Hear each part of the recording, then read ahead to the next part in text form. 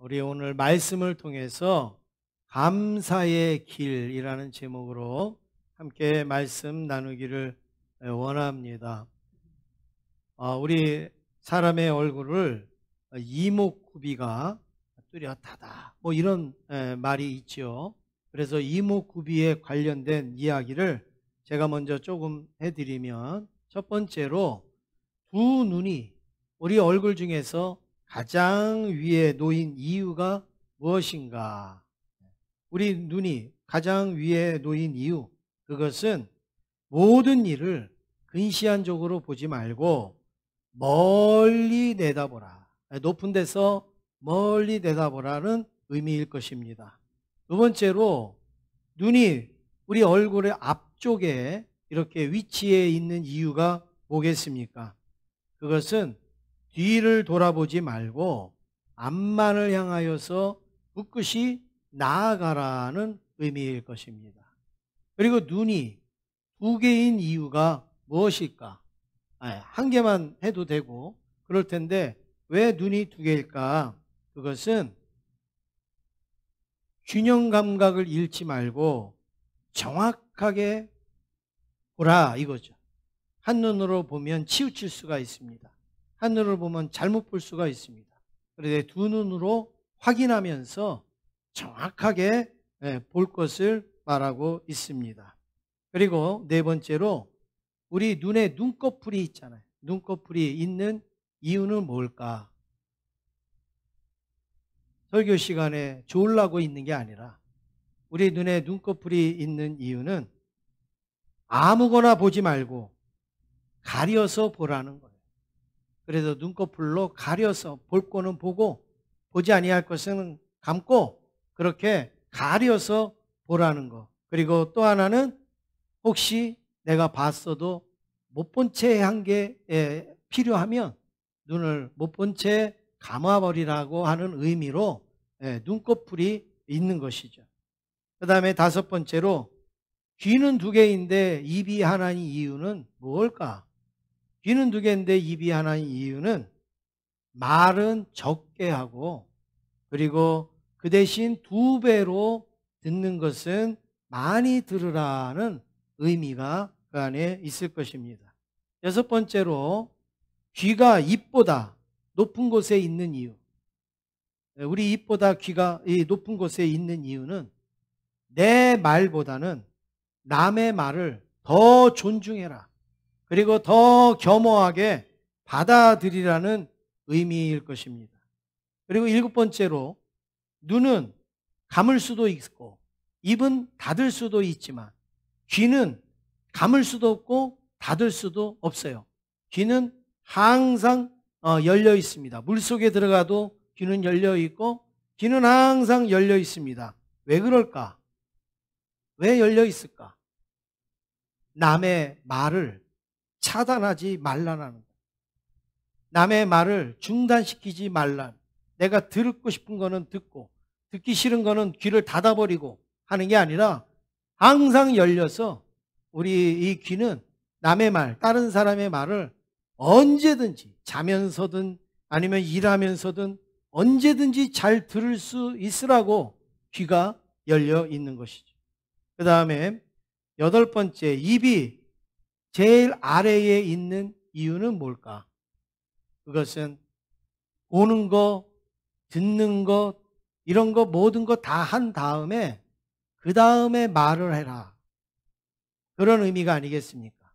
보기도 전에, 듣기도 전에, 깨닫기도 전에 말부터 해버리면 실수가 많은데, 보고 난 다음에, 들은 다음에 그 다음에 말을 해라. 그래서 입이 제일 아래에 있지 않을까.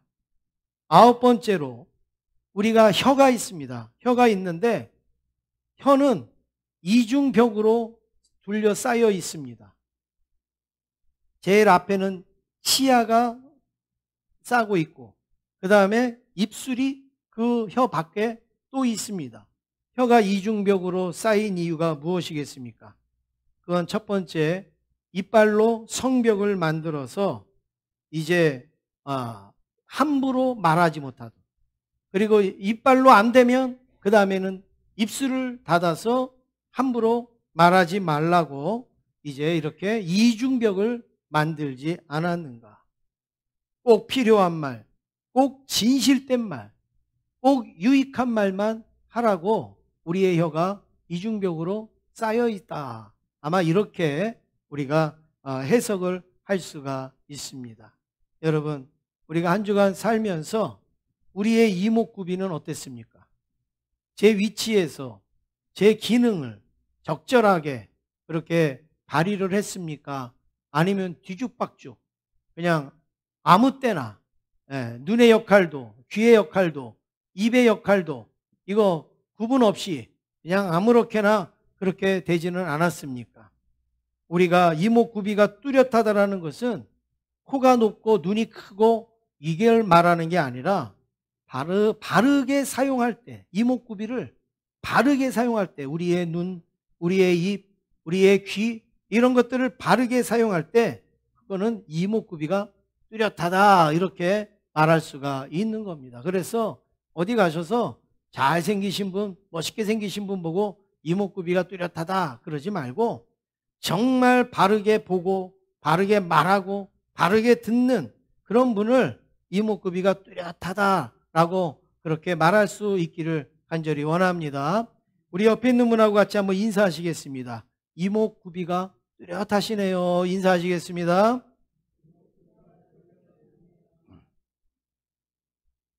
오늘 본문 말씀에 보시면 감사라는 이 단어가 26번이나 나옵니다. 또 그 인자하심이 영원함이로다라는 말씀도 26번이 나옵니다. 26절에 이 말씀이 절절마다 나온다는 거예요. 감사하라. 그 인자하심이 영원함이로다. 이것이 반복해서 나오고 있는데 이 시편은 어떻게 읽는가? 앞에서 리더가 하나님 앞에 어떠한 하나님 앞에 감사하라 이렇게 외치면 그 뒤에 회중들이 그 인자하심이 영원함이로다 이렇게 그 후렴구를 화답하는 형식으로 이 시편은 쓰여진 거예요. 그러니까 앞에서 이제 리더가 선창을 합니다. 어떤 하나님을 감사하라 이러면 그 뒤에 그 인자하심이 영원함이로다 그렇게 성도들이 화답하는 그런 형식인 것이죠. 그런데 그게 뭐냐? 감사라는 거예요. 감사. 그래서 시편 저자는 감사로 감사의 길을 만들고 있습니다. 우리나라 옛말에 천리길도 어때요? 한 걸음부터라는 말이 있어요. 천리길을 가든 만리길을 가든 뭐 높은 곳을 가든 낮은 곳을 가든 한 발 한 발 가야지 한 번에 뛰어가는 사람은 없는 것이죠. 마찬가지입니다. 감사의 길도 내 한 발 한 발이 감사로 놓여질 때에 감사라는 길이 만들어지는 거지. 감사라는 길이 쭉 만들어진 다음에 그리 걸어가는 게 결코 아니라는 겁니다. 내가 천리길을 간 다음에 뭐 그 길이 만들어지는 게 아니라 내가 천리길을 한 걸음 한 걸음을 갈 때에 비로소 천리길을 갈 수 있는 것처럼 내가 감사의 발을 한 발짝 한 발짝 한 발짝 내디딜 때 나중에 그 길이 돌아보면 감사의 길로 완성될 수 있다라는 말씀입니다. 오늘 이런 의미로 저와 여러분 시편 136편의 말씀을 통해서 함께 감사의 길을 만들어 가실 수 있기를 주님의 이름으로 축원드립니다. 첫 번째로 우리가 언제 감사하는가? 피조물을 보면서 창조주 하나님에게 감사하는 거예요. 피조물, 자연 만물, 하나님이 만드신 피조물을 볼 때에 어느 누구든지 감사하지 않으할 수가 없습니다. 강팍한 사람도 메마른 사람도 가난한 사람도 아니면 뭐 많은 것을 가진 사람도 많은 경험을 한 사람도 어린이도 연세 드신 분도 하나님이 만드신 피조물을 볼 때 감사하지 아니할 사람이 하나도 없는 것이죠. 물론 하나님께 감사하느냐 아니면 그냥 감사하느냐 그 차이가 있겠지만 분명히 이것을 만드신 우리는 하나님 앞에 피조물을 바라볼 때 감사뿐이 없다라는 것이죠. 해가 넘어가는 그 저녁 노을을 보면서도 우리는 하나님 앞에 감사하게 되고 찬란하게 뜨는 그 해를 바라보면서도 감사하고, 또 높은 산이나 또 넓은 바다를 가서도 우리가 하는 것은 무엇이에요? 감사라는 것밖에는 없는 것이죠. 그래서 5절 우리 같이 읽어보시겠습니다. 5절입니다. 시작. 지혜로 하늘을 지으신 이에게 감사하라. 그 인자하심이 영원함이로다. 예, 하나님의 지혜로 이 모든 것을 만드신 그 하나님에게 감사하라. 감사하라. 우리는 때로 어느 유원지를 가고 어느 공원에 가서 입장료를 내고 들어가서 거기서 보면서 참 멋있다, 참 좋다 그럽니다. 그런데 원래 그 입장료를 받아야 되는 분은 하나님이에요. 하나님이 만드셨는데 괜히 사람이 앉아서 돈 받고 그 사람이 그것을 가로챈단 말이죠.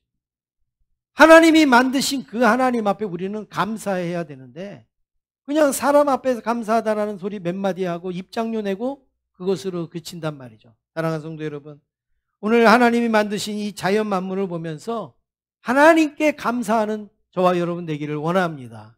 그래서 하나님은 이 온 우주 만물을 만드신 분이잖아요. 6절 말씀에도 보니까 뭐라고 말씀합니까? 땅을 물 위에 펴셨다. 땅을 물 위에 펴셨다. 물이 있어요. 근데 거기에다가 땅을 만들어서 우리로 살게 하신 하나님. 그 다음에 7절에 보니까 큰 빛을 우리에게 주신 하나님. 하나님이 우리에게 빛을 주셨어요. 그 다음에 8절에도 보니까 해를 만드신 하나님. 그리고 9절에 보니까 달과 별도 만드신 그 하나님. 우리가 지니고 있는 이 모든 혜택, 우리가 누리고 있는 이 빛, 해, 달, 별, 이 모든 것을 누가 만드셨는가? 하나님이 만드셨습니다. 그러면 하나님이 만드셨다고 우리가 고백하더라도 그러면 우리가 왜 감사해야 되는가? 감사할 이유가 뭔가? 이유가 있습니다. 우주 없는 태양계는 있을 수가 없고 또 태양계 없는 지구는 있을 수가 없어요. 그리고 지구가 없는 우리는 있을 수가 없다라는 거죠. 이 온 우주 만물에 오늘 내가 존재할 수 있는 것이 바로 하나님의 창조 사역이기 때문에 우리는 감사하는 거예요. 감사를 너무나도 모르는 분은 뭘 감사라고 그러냐면 내 손에 뭐가 있어야지 감사하다는 거예요. 내가 뭘 누리고 있어야지 그걸 감사하다는 거예요. 그런데 정말 감사를 제대로 아는 사람은 내가 그냥 피조물 중에 살아있다라는 게 우리는 감사해요. 우리는. 믿습니까? 네. 별을 보면서 하늘의 달을 보면서 우리가 왜 감사하느냐? 저 별들이 바로 있음으로 인하여서 나도 있는 거예요. 내 존재가 있는 거예요. 그냥 별이 있는 게 아니에요. 그냥 달이 있는 게, 그냥 우주 만물이 있는 게 아니라 그 우주 만물이 있어야 태양계가 있고, 태양계가 있어야 지구가 있고, 지구가 있어야 제천도 있고, 제천이 있어야 오늘 우리도 있는 거 아니에요. 그러니까 나를 지으신 하나님 앞에 우리는 감사한다라는 말씀입니다. 하나님이 해와 달과 별 그리고 이 땅의 모든 것들을 만드신 것은 바로 나를 위해서 만드셨기 때문에 우리는 감사하는 것이죠. 그런데 하나님이 만들어만 놓으셨다. 만들어만 놓으셨다. 그러면 감사할 수 있는가? 감사할 수 없을 겁니다. 왜냐하면 추석 명절에 여러분 가족들이 오기도 하고 가시기도 하고 해서 여러분 맛있는 밥상을 여러분 뭐 드셔보셨죠? 막 송편도 만들고 그리고 뭐 전도 만들고 뭐 이렇게 했지 않습니까? 그런데 여러분 만들기만 한다. 그러면 감사가 되겠어요? 치우는 사람은 없어요. 만들기만 해요. 계속 만들어 갖고 나오기만 해요. 그러면 여러분 나중에 어떻게 됩니까? 싸움 나겠죠. 온 집안이 막 엉망진창이 되겠죠. 계속 만들고 먹고만 해보세요. 치워야 될 거 아니에요. 그걸 누군가 정리해야 되지 않습니까? 여러분 이 땅도 마찬가지예요. 하나님이 만드셨다. 산도 만들고 달도 만들고 물도 만들고 다 만들었다. 그러면 여러분 계속 오염되고 계속 더러워지고 계속 망가지면 여러분 우리가 아름답다고 하겠어요? 꼴 보기 싫다고 그러겠죠. 그런데 어떻게 우리는 수천 년이 지나는 동안, 수만 년이 지나는 동안 계속 이 창조 만물을 보면서 우리는 아름답다, 멋있다. 우리는 왜 이렇게 말합니까? 하나님께서 그것들을 다스리시고 그것들을 견고하게 하시고 그것들을 계속 유지시키니까 아름다운 거예요. 그냥 만들기만 하고 알아서 해라 그랬으면요, 이 세상이 얼마나 지저분하고 얼마나 험악할까요? 한번 이사야서 45장 18절에 하나님이 이걸 말씀하셨습니다. 우리 한번 같이 읽겠습니다. 시작.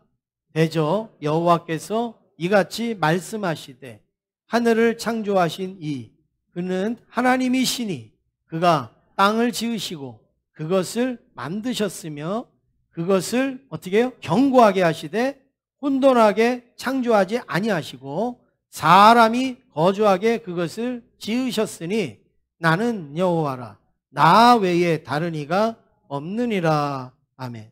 할렐루야. 하나님이 만드셨는데 어떻게 만드셨다고요? 중반에 보니까 견고하게 만드셨다. 그리고 혼돈하게 창조하지 않았다.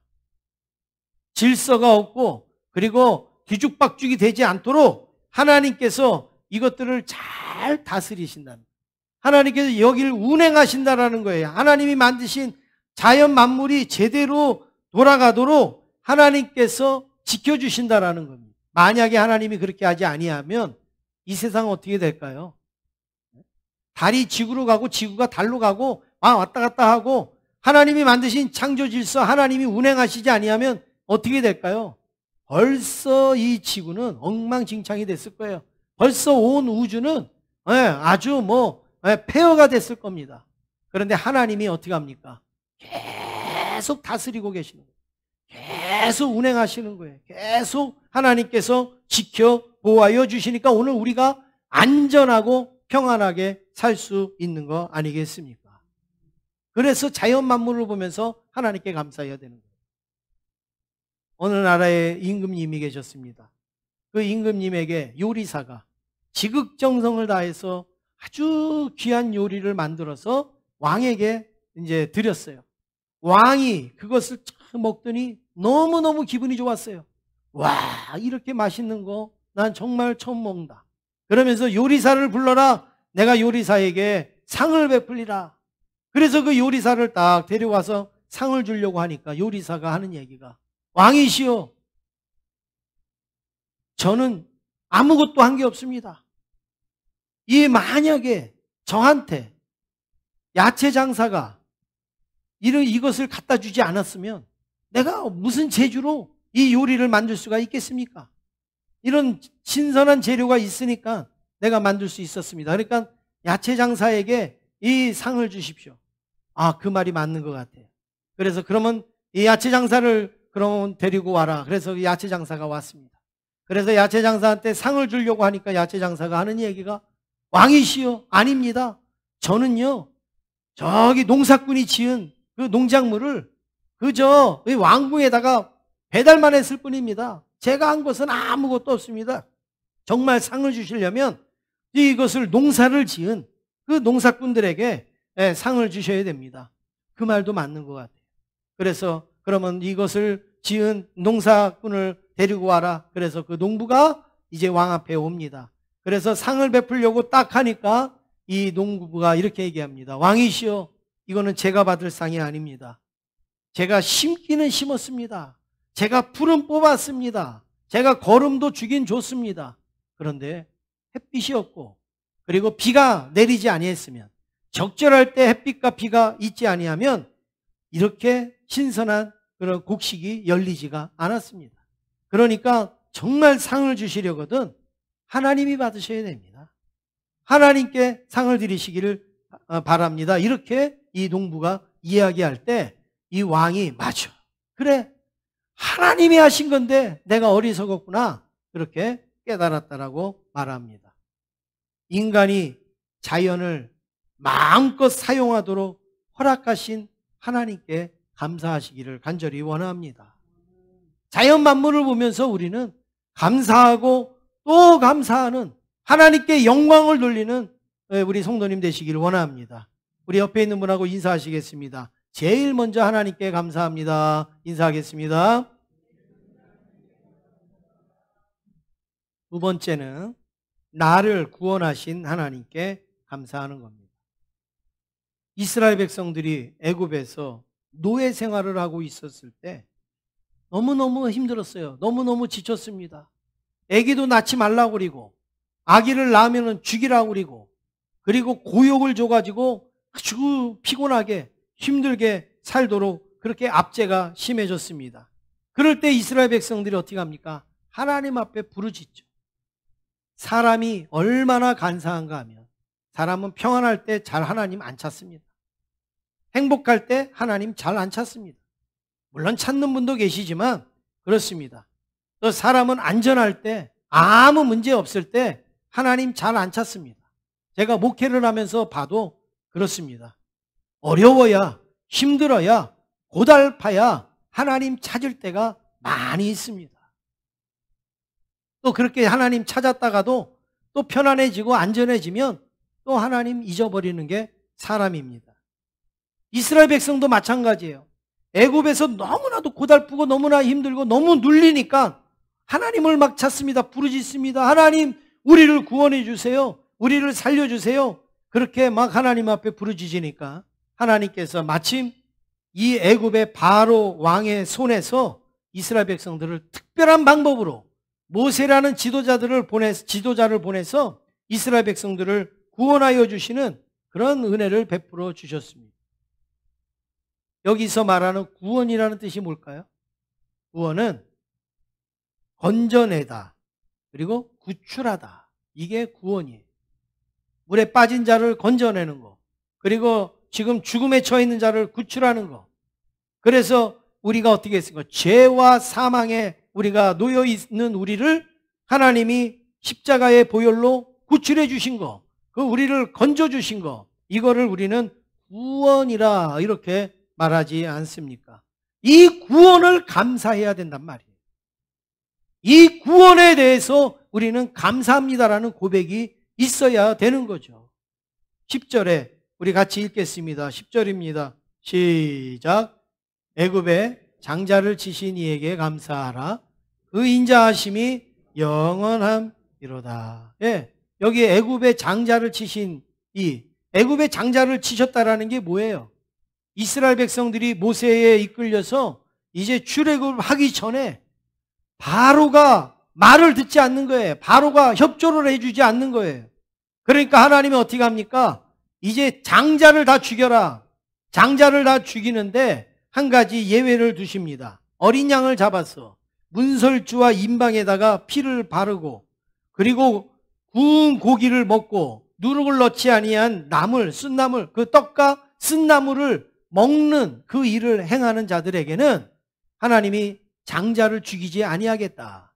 그래서 그것이 바로 유월절 절기가 되는데 이스라엘 백성들이 그 하나님의 말씀을 듣고 양의 피를 잡아서 문설주에 바르고 그리고 쓴나물을 먹고 그리고 누룩을 넣지 아니한 떡을 먹으면서 밤새 지냈는데 애굽의 장자들은 죽어가는 거예요.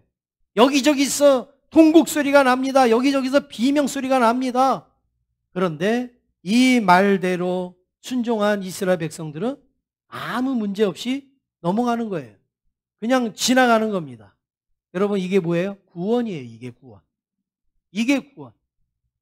아 살았구나. 아 죽지 않았구나. 그게 아니라 바로 이렇게 넘어가는 거. 이게 구원인데 오늘 저와 여러분도 죄와 허물로 죽어야 되잖아요. 그런데 예수님이 우리를 위해서 그 어린 양처럼 피를 흘려 죽으심으로 우리가 그 예수님을 믿음으로 어떻게 됩니까? 죄와 사망이 넘어가는 거예요. 그리고 우리는 하나님의 백성으로 천국 백성으로 영원한 삶을 살게 되지 않습니까?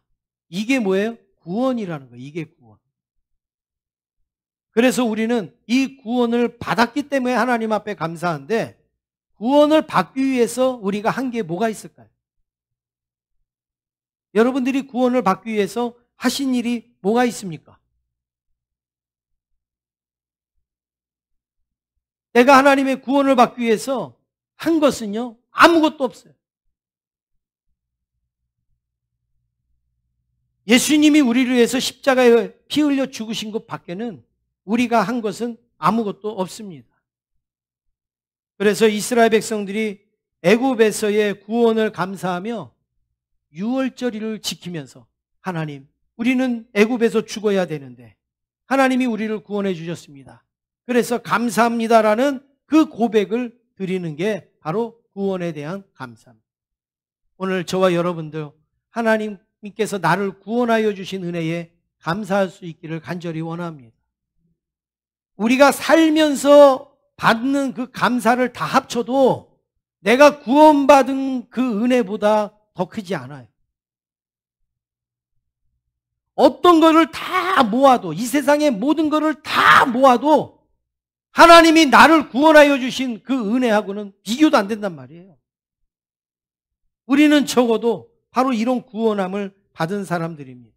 그래서 내가 예수 믿는 게 가장 큰 복이에요. 예수 믿는 것 자체가 가장 큰 은혜예요. 내가 예수를 믿으면서 뭘 했느냐, 뭘 얻었느냐, 뭘 가졌느냐, 내가 뭘 받았느냐, 무슨 자리에 있느냐, 여러분 그거 아무것도 아니에요. 가장 큰 것은 내가 예수 믿을 수 있다라는 게 가장 큰 은혜란 말이에요. 나에게 예수님을 믿을 수 있는 기회를 주신 게 가장 큰 구원의 은혜라는 말씀이죠. 그런데 우리는 이것을 너무나도 많이 잊어버립니다. 너무나 많이 놓칩니다. 구원은 옛날 얘기, 구원은 내가 언제적 얘기. 뭐 지금 와서 구원을 얘기를 하십니까? 내가 구원은 벌써 30년 전에 받았는데, 20년 전에 받았는데, 20년 전에 받았다고 구원의 은혜를 잊어버려서 되겠습니까? 태어날 때부터 받았다고 그 구원의 은혜를 놓쳐서 되겠습니까? 20년이 지나면 더 감사해야 되고 30년이 지나면 더 감사해야 되고, 우리가 예수를 믿으면 믿을수록, 우리가 주의 일을 많이 하면 할수록 구원받은 은혜에 더 감사해야지. 우리의 삶에 유익한 거 얻었다고 감사하는 그런 초신앙적인 신앙을 우리는 벗어버려야 될 줄로 믿습니다. 우리 옆에 있는 분하고 인사하겠습니다. 예수 믿는 것 자체가 감사입니다. 인사하시겠습니다. 마지막으로 세 번째, 모든 과정에 동행하시는 하나님께 감사해야 됩니다. 정말 중요한 겁니다. 처음부터 마지막까지 모든 과정에 이 세상에 함께하는 게 뭐가 있습니까? 여러분 한번 생각해 보셨어요? 이 세상에 나의 처음부터 그리고 과정 그리고 마지막까지 함께하는 게 뭔가? 여러분 한번 말씀해 보세요. 나의 처음, 과정, 마지막, 나의 인생의 마지막까지 함께하는 게 뭔가? 한번 여러분 말씀해 보세요. 부모님? 네? 예. 부모님? 나 태어날 때는 있지만 나 죽을 때는 안 계실 거예요. 또 부부? 중간에 만나갖고. 그렇죠? 중간에 만났잖아요. 자식? 내가 낳을 때는 있었지만 얼마만 지나면 다 떠나요. 다 자기 살 길로 가요. 명절이나 얼굴 보지 뭐 별 볼 일도 없어요. 이 세상에 처음부터 과정, 마지막까지 함께하는 존재가 있는가? 없습니다. 한번 여러분 생각해 보세요. 이 세상에 없어요. 부모도 없고 자식도 없고 부부도 없고 형제도 없고 쌍둥이도 그렇게 못합니다. 모든 가정에서 함께하는 게 쉬운 게 아니에요. 그런데 오늘 시편 저자는 모든 과정에서 우리와 함께하는 동행하는 분을 소개합니다. 그분이 누구예요? 하나님. 하나님은 우리를 만드실 때부터, 우리를 구원하실 때부터 천국에 이를 때까지 하나님은 우리와 함께 하신다고 고백하고 있습니다. 그런데 우리는 그걸 잘 몰라요. 그래서 지금 내 옆에 있는 것이 제일 좋은 줄 알고 거기에 정신이 팔려 있어요. 그런데 우리 하나님은 처음부터 영원히 나와 함께 하시는 그 하나님 앞에 우리는 소홀할 때가 너무나 많습니다. 첫 번째로 홍해를 건널 때도 하나님은 함께 하셨습니다. 이스라엘 백성들이 막 출애굽했습니다. 그래갖고 진보다리를 들고 막 도망오는데 뒤에서는 누가 쫓아와요? 애굽의 전차 부대가, 마차 부대가 막 쫓아옵니다. 그런데 앞에 홍해라는 어마어마한 바다가 딱 놓여져 있는데, 여러분 이걸 뭐라 그래요? 진퇴양난이야. 앞으로 갈 수도 없고 뒤로 갈 수도 없고. 그래서 이스라엘 백성들이 차라리 내비도 뒀으면 그냥 비굴하지만, 비참하지만, 힘들지만 그래도 애굽에서 먹고 살지는 않았느냐. 근데 우리는 여기서 이제 죽는구나. 앞으로 가지도 못하고 뒤로 가지도 못하는 그런 신세. 그런데 하나님은 그때도 함께 하시는 거예요. 그래서 13절에 보면 이렇게 말씀합니다. 홍해를 가르신 이에게 감사하라. 그 인자하심이 영원함이로다. 할렐루야. 예, 이스라엘 백성들이 이거 어떻게 합니까? 라고 부르짖을 때 하나님이, 야, 애굽에서 꺼내줬으면 니네들이 알아서 살아가. 이제 뭐 내가 언제까지 너희들을 돌봐줄 거야? 이렇게 말씀하지 않습니다. 홍해를 가르시고 그 홍해를 마른 땅 걷는 듯이 걸어갈 수 있도록 하나님은 동행해 주셨다라는 거예요. 인도해 주셨다라는 말씀입니다. 그 다음에 두 번째는 광야를 통과할 때도 하나님은 함께 하셨습니다. 홍해 못지않게 난이도가 높은 곳이 어디예요? 광야죠. 광야는요 40년 동안을 걸어가야 돼요. 우리가 아는 것처럼 물도 별로 없고 먹을 것도 별로 없고 그리고 바싹 마르고 아주 삭막한 그 광야, 거기를 40년을 지나야 돼요. 그런데 그것도 얼마가 지나냐? 60만 명이. 성경에 보면 남자만, 장정만 60만 명.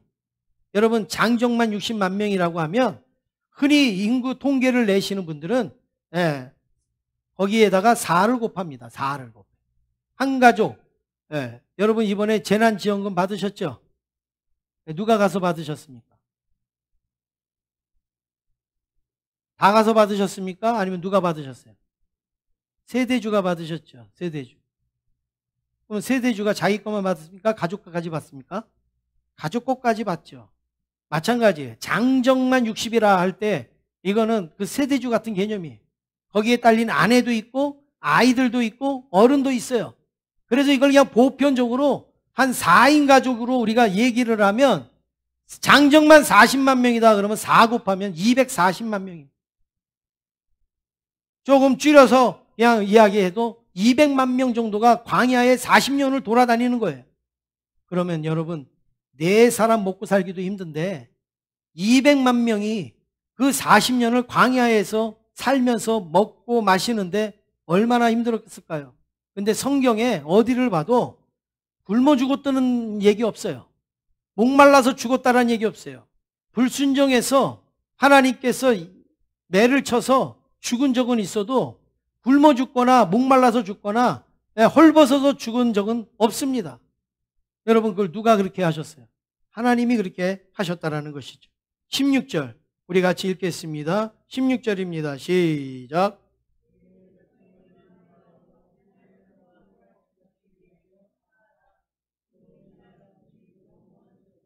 예, 여기 보니까 그의 백성을 인도하여, 여러분 인도라는 건 뭐예요? 앞장서셨다는 말 아닙니까? 하나님이 홍해만 건너게 하고 광야는 너희들이 알아서 걸어가라. 하나님이 그렇게 하지 않았어요. 하나님은 계속 이스라엘 백성들과 함께 하신 거예요. 구원하시고 그리고 그 광야 생활 속에서도 하나님은 함께 하셨던 거죠. 마지막으로 세 번째, 가나안 땅에 들어갈 때도 하나님은 함께 하셨습니다. 여러분 무슨 일이든 시작도 중요하고 그리고 과정도 중요합니다. 근데 마지막도 있어야죠. 지금 이스라엘 백성들이 왜 홍해를 건넜고 왜 광야 생활을 거쳤습니까? 어디를 들어가기 위해서요? 어디 가기 위해서요? 가나안 땅에 들어가기 위해서. 가나안 땅에 못 들어가고 광야 생활 잘하면 뭐합니까? 홍해를 건너면 뭐합니까? 우리가 왜 공부를 하죠?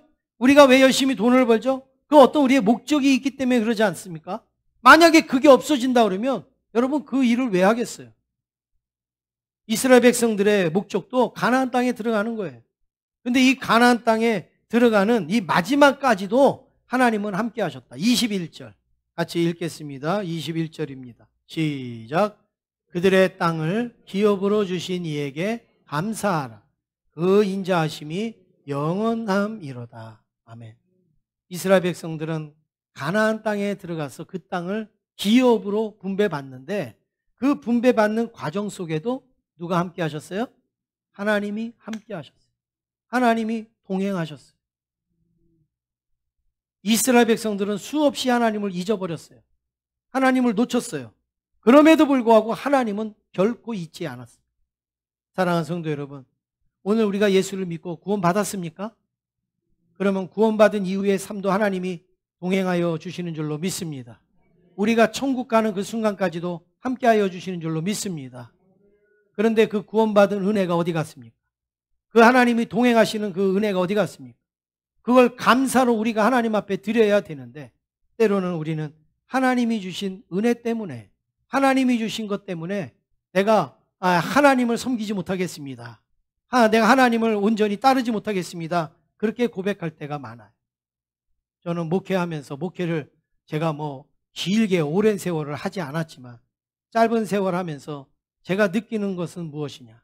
처음에 주님 믿을 때 또 저희 교회 처음 오셨을 때 정말 하나님의 은혜에 감사하고 정말 하나님 잘 섬길 것처럼 고백하는데 시간이 지나고 직분도 없고 또 우리가 어떤 일을 맡고 하다가 보면 처음에 올 때 반도 못 따라가는 일들이 얼마나 많이 있는지 몰라요. 처음에 그 은혜에 감사하다고 감격하다고 그렇게 할 때가 언젠데 100년이 지난 것도 아니고 200년이 지난 것도 아닌데 시들시들해져 가지고 예수를 믿는 건지 안 믿는 건지 일꾼인지 아닌지 직분을 가졌는지 안 가졌는지 모를 정도로 건강만 주면 내가 다 감당할 것 같은데 건강 주니까 그것 때문에 못한대요. 시간만 있으면 내가 다 할 것 같은데 시간을 주니까 그것 때문에 시간이 많아서 못한대요. 오늘 하나님께서는 우리의 처음 시작부터 과정 마지막에 이르기까지 우리와 늘 함께 하시는데 우리는 형편에 따라 상황에 따라 우리의 믿음과 우리의 감사가 얼마나 많이 바뀝니까? 다시 한번 여러분 이 감사로 꽃을 피울 수 있기를 간절히 원합니다. 한 가지 이야기만 드리고 마치겠습니다. 어느 농부가 있었습니다. 이 농부가 이제 물동이 2개를 이으고 다니면서 이제 물을 길어다가 이제 밭에다가 물을 주고 또 집에다가 물을 퍼나르고 했습니다. 이 한쪽에 이 물동이는 아주 새 물동이로 아주 튼튼하고 아주 그 모양도 좋고 반짝반짝 빛이 나는 그런 양동이 물동이.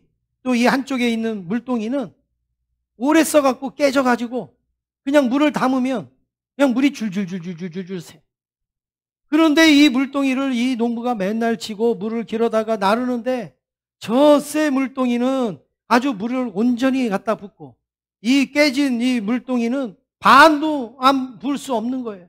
그러니까 이 깨진 물동이가 이 농부한테 원망을 합니다.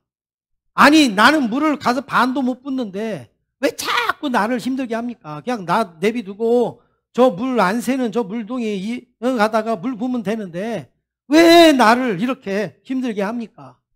그러니까 이 주인이 다시금 물을 떠다가 이제 돌아오는 길에 야, 네 밑에 뭐가 보이느냐? 내 밑에 꽃들이 보입니다.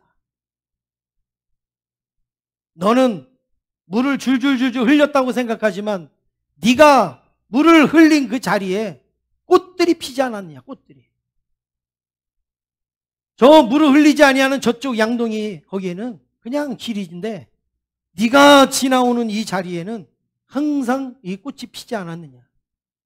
너는 그냥 헛수고한 게 아니라 너는 이 꽃길을 만든 것이다. 너는 이 꽃밭을 만든 것이다. 너는 이 꽃에다가 날마다 물을 준 것이다. 이렇게 주인이 이야기했다고 합니다. 사랑하는 성도 여러분, 우리가 하나님의 은혜를 받은 거 없는 것 같고 그냥 여기 흘리고 저리 흘리고 줄줄줄줄 새게 그렇게 우리가 생각이 됩니까? 하나님이 주신 은혜로 하나님은 지금 우리에게 꽃길을 만들고 계시고 감사의 길을 만들고 계시는 것을 기억하실 수 있기를 원합니다. 우리가 무엇으로 지금까지 살아올 수 있고 우리가 누구한테 은혜를 베풀고 누구한테 사랑을 베풀 수 있습니까? 다 하나님이 주신 은혜요, 하나님이 주신 축복으로 그걸 우리가 깨진 항아리와 같았지만 그게 흘러가지고 꽃길이 되고 그게 감사의 길이 되지 않았습니까? 감사의 길이라는 건 따로 없습니다. 내가 한 발짝 한 발짝 하나님이 주신 은혜에 감사하면서 디딜 때에 그 길은 감사의 길이 되는 거예요. 그 길은. 그 길을 누가 만드는가? 바로 저와 여러분이 만들 수 있기를 주님의 이름으로 축복합니다.